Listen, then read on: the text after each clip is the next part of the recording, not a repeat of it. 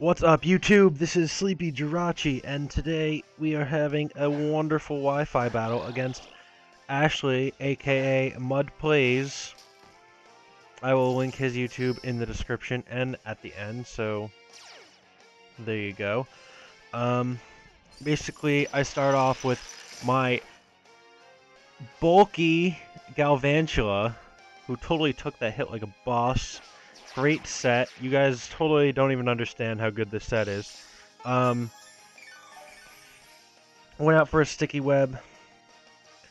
And then he goes for another ice beam.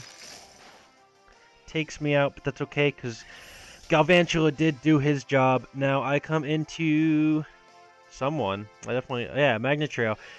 I think I was expecting to maybe be able to get a Thunderbolt off, but obviously the thing outspeeds, but it went for U-turn. Which, I mean, it won't do much. But, I guess that was smart for him. So he switched out his, little Greninja guy. I'm obviously gonna go for the Thunderbolt, and no, I think I might have went for Flash Cannon? I think I went for Flash Cannon here. He brought in his, I went for Flash Cannon. He brought in this motherfucker, and I totally, like, decimate this thing really quickly. So I kind of finished that thing off before it even has a chance to attack.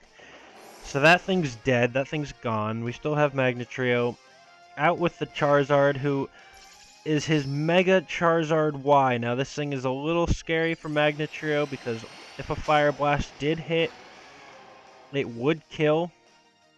Easily kill. And he is faster than me. He goes for the Fire Blast but misses it. Right now, yeah. I avoided it, actually. He didn't miss, I just avoided it. And I go for the Thunderbolt, but unfortunately he survives. I wanted to save Magnet Trio just in case for later, because he's great. So I sent out this guy, Boldenfoss, which means something in Dragon Tongue from the Elder Scrolls. But I never really used this guy. I don't even know why I brought him. So I kind of just used him as death fodder. I mean, like, he had, like, leftovers on him. He wasn't set up for anything. He was just kind of like sitting there, and obviously this thing's just going to take him out. So he did his job as being death fodder, because it helped. Because now I can go clearly straight into Mamoswine, Tusk the Mamoswine, who is fantastic. Get that Ice Shard off, get that priority ice damage. Amazing, amazing. This guy is fantastic. I love Mamoswine so much. I really like Mamoswine, I really like Donphan, those two are my favorites. He sends out Sceptile, which really helps, the Sticky Web helps Tusk a lot, Mamoswine, because it allows him to basically go before anyone else with more powerful attacks like Icicle Crash, which did fantastic, that was great. Easily took out Sceptile, obviously it's going to take out Sceptile. He sends in Volcarona, and I was expecting like a Heat Wave or whatever people run on Volcarona these days, so I just went for Stealth Rock to hope to get that up before he like took me out.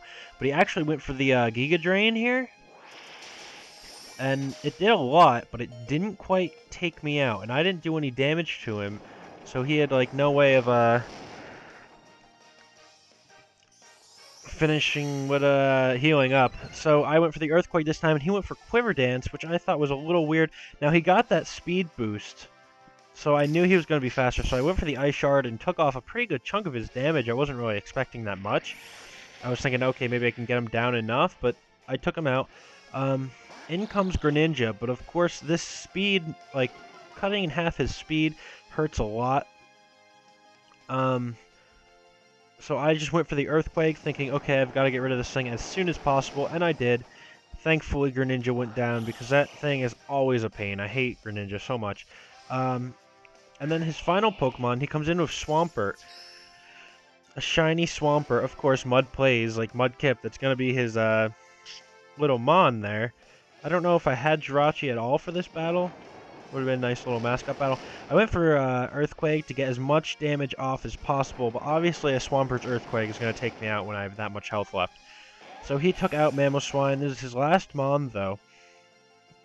So I just went in with Themis, my Machamp, just because I was thinking, like, alright, I can kind of, like, mess around a little more, test out some things, just because this is his last Mon and I've got plenty left, so I was, like, feeling a little confident.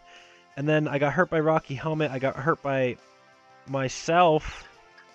My HP Life Orb I had on him. And then he goes for the Earthquake. And that actually, like, it's like a lot of damage getting taken off. But I did take him out with this Dynamic Punch. And thankfully, I survived the aftermath because I got hurt by the Rocky Helmet and then he fainted. I won, but then, of course, I got hurt by that. 16 health left. Barely anything, but I did end up winning, which was fantastic.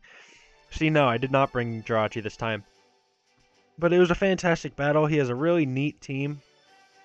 4 starters total, which is interesting. I feel like, despite the fact that he had 2 fire types, he kind of had like an ice weakness. Maybe not. I don't know. Mamoswine just always comes through. So thanks for watching. Leave a like. Check out Mudplayz after this or in the description. And I will see you guys later.